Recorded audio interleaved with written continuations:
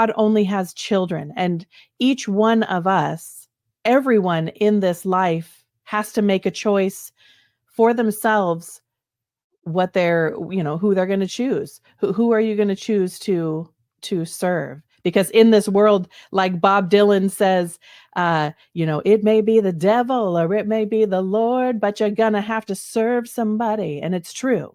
We think that maybe we are our own person, but in this world, you're going to have to serve somebody. And each one of us have that moment in our life where we make a choice of who we're going to surrender our life to. And so I also came to that moment in my young adulthood. I walked away from the church, very wounded. Being a pastor's kid is not an easy calling.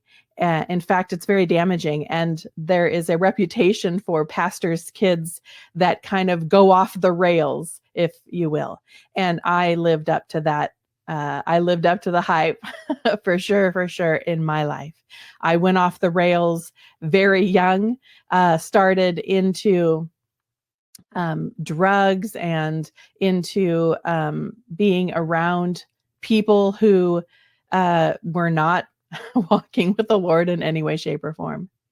And I wanted to find out the truth for myself. I've been a truth seeker my whole life. I'm the person in my family who is the truth speaker. I have been the truth seeker.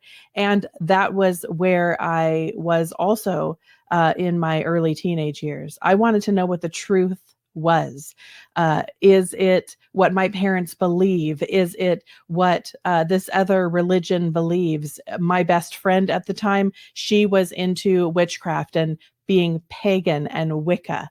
And ultimately, I went from one religion to the next I lived in a very hippie town. And so we had hippie new age all around. And I fell into new age stuff and, just seeking the truth. Not that I subscribed to any one thing, but definitely I had to find out what was the truth.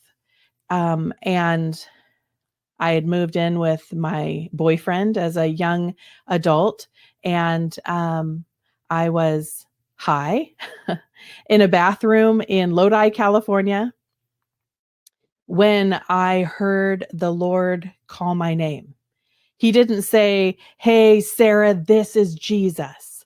All he said was, "Sarah." And in that bathroom, I knew beyond a shadow of a doubt in an instant who it was that had called my name. And in that moment, everything changed because Jesus changes everything.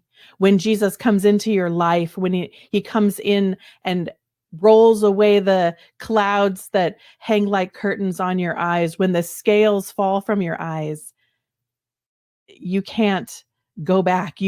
Everything is changed, including the beginning of you changing and the potter getting hold of you and beginning to mold the clay into what he would have for your life. And so that's the beginning of my testimony. Our testimonies are lifelong. They are always constantly being renewed, and new things come in as the Lord walks us through life from the womb to the tomb and into eternity. So that is where my testimony began, was in that bathroom in Lodi, California. And from there, I went on a journey. I was in first I became chronically ill immediately. I mean, here I had left my parents' home. I had moved in with my boyfriend, living in sin, as the case may be. And I became environmentally ill at my job and had to move home with my parents.